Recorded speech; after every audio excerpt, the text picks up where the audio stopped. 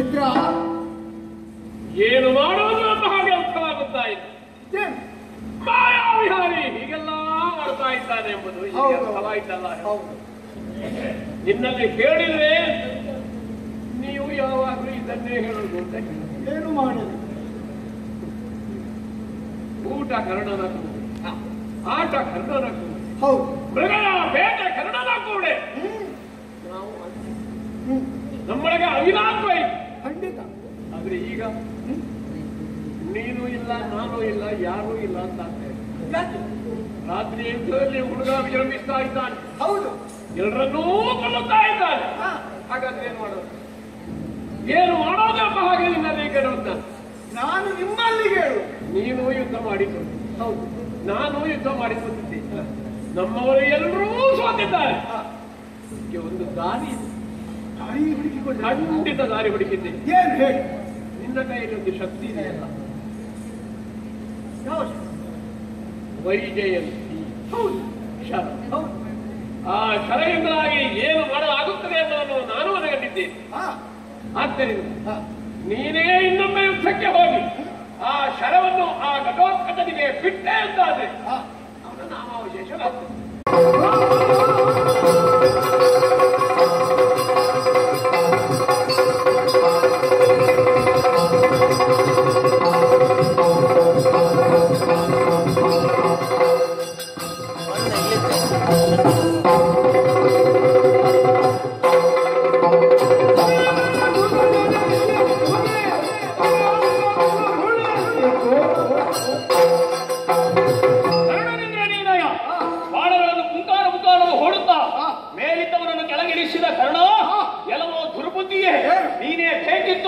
ನನ್ನ ಚಿಕ್ಕಪ್ಪ ನಿನ್ನನ್ನು ಒಳೆಯವಾಗಿ ಇಟ್ಟುಕೊಂಡಿದ್ದ. ಆತನಿಗಲ್ಲ, ನಿನ್ನನ್ನು ನಾನೇ ವಹಿಸ್ತೇನೆ. ಹೌದಾ?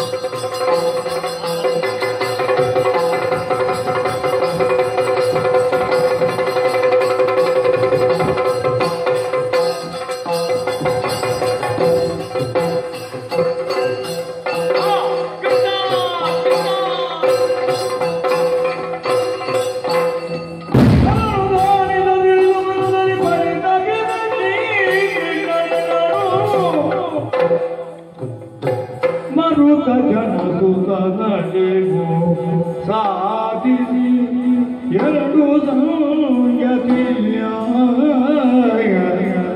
ಅರ್ಜುನ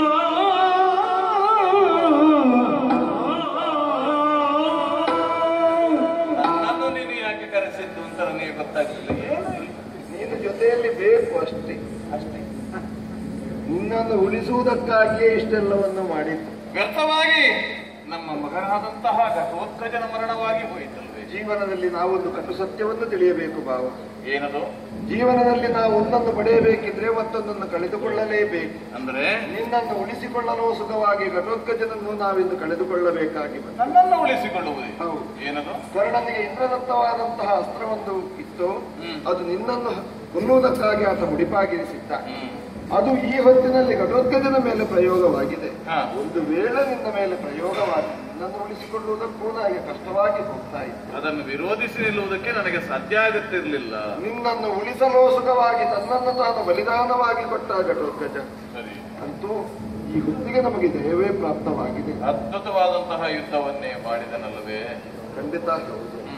ಒಂದು ರೀತಿಯಲ್ಲಿ ಯೋಚಿಸಿದ್ರೆ ಆತನ ಸಾವಿನಲ್ಲಿ ನಾವು ಸತ್ಯವನ್ನು ತಿಳಿಯಬೇಕು. ಏನದು? ಆತನು ಬ್ರಹ್ಮದ್ವೇಷಿಯಾಗಿದ್ದ.